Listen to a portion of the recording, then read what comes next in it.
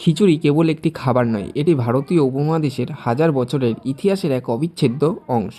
খিচুড়ি শব্দটি এসেছে সংস্কৃত শব্দ খিচ্চা থেকে, যার অর্থ চাল ও ডালের সংমিশ্রণে তৈরি খাদ্য।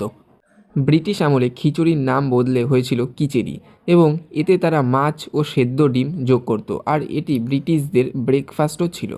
বাংলায় খিচুড়ির ভক্তি ও উৎসবের প্রতীক।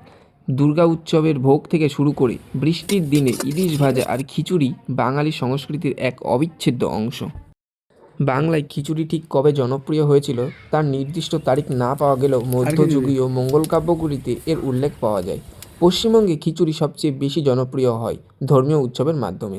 এতে সাধারণত পেঁয়াজ রসুন থাকে না, থাকে সুগন্ধি গোবিন্দভোগ চাল এবং সোনামুগ ডাল ব্যবহার করা হয়।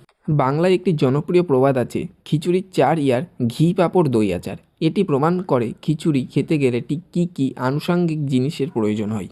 খিচুড়ি এমন একটি খাবার যা একই সাথে পুষ্টিকর এবং হজম করা সহজ। চাল ডাল আর নানা রকম শীতকালীন সবজির মিশ্রণ একে একটি পরিপূর্ণ খাবারে পরিণত করে। শরীর খারাপ হলে বা হালকা কিছু খেতে ইচ্ছা করলেই খিচুড়ি হয় সেরা বন্ধু আমাদের। খিচুড়ি মানেই উৎসবের আমেজ। ছুটির দিন পরিবারের সবাই মিলে একসঙ্গে বসে বড় হাঁড়িতে রান্না করা খিচুড়ি খাওয়ার মধ্যে যে আন্তরিকতা থাকে তা আর অন্য কোনো রাজকীয় খাবারে খুঁজে পাওয়া যায় না। এটি আমাদের শৈশব আর মায়ের হাতের রান্নার স্মৃতির সাথে জড়িয়ে থাকে।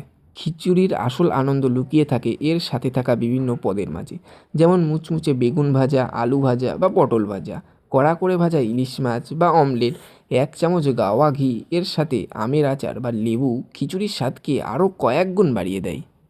ধোয়া ওঠা পাতে ঘিয়ের বাহার, সেরা হবে আজ দুপুরের আহার। বেগুন ভাজি আর ধনেপাতার কুচি, শীতের দিনে এই তো পরম রুচি।